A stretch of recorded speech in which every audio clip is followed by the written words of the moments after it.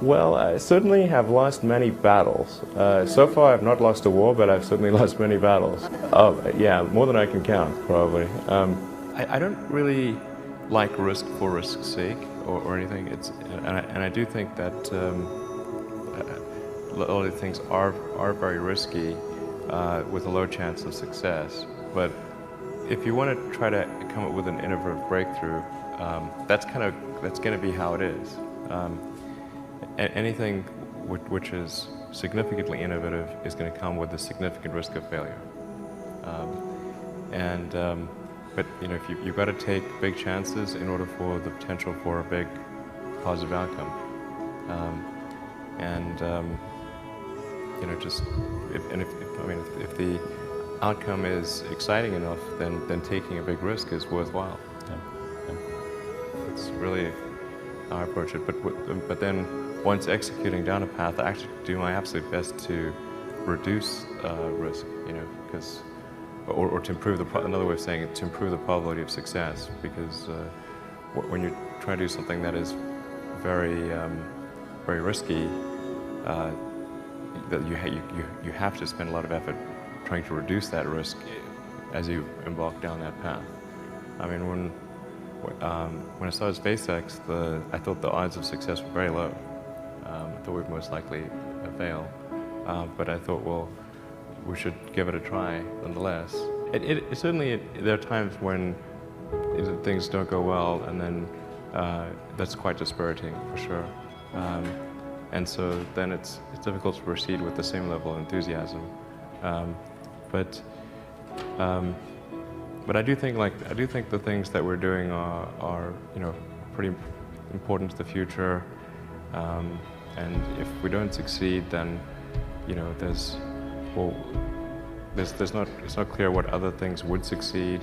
And if we don't succeed, then we'll be certainly pointed to as a reason why people shouldn't even try for these things. So I think it's important that we do whatever is necessary to keep going. I think successful entrepreneurs probably come in all sizes, shapes, and flavors. I'm not sure there's any one particular thing. For me, you know, some of the things I've described already, I think, are very important. I think really an obsessive nature with respect to the quality of the product is very important. So, you know, being obsessive compulsive is a good thing in this context. Really liking what you do, whatever area that you get into.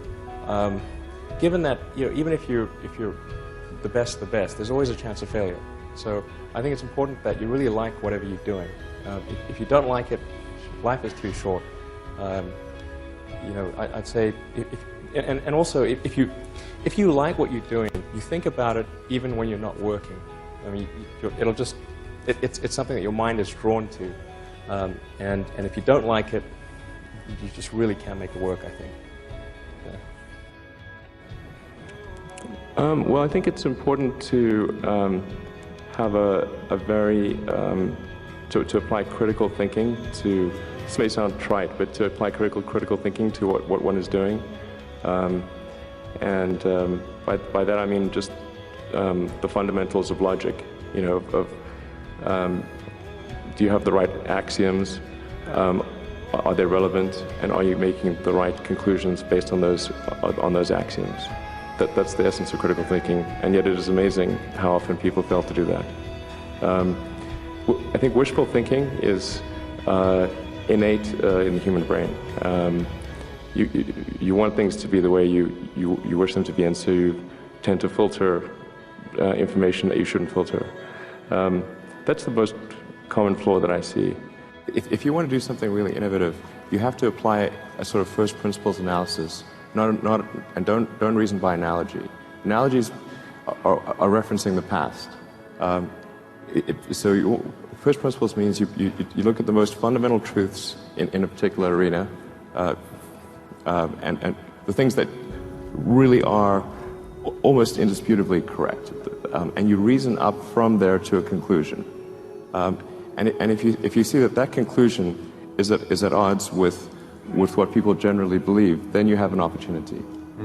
Now, you can't operate like that on all things because it takes too much mental horsepower. So most of your life you have to operate by reasoning by analogy.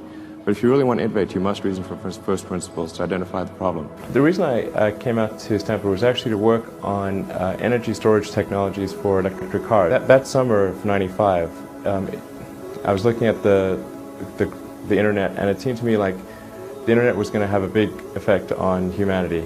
So I thought, well, I can either work on electric vehicle technology and do my PhD at Stanford and watch the internet get built, or I could put my studies on hold and try to be part of the internet.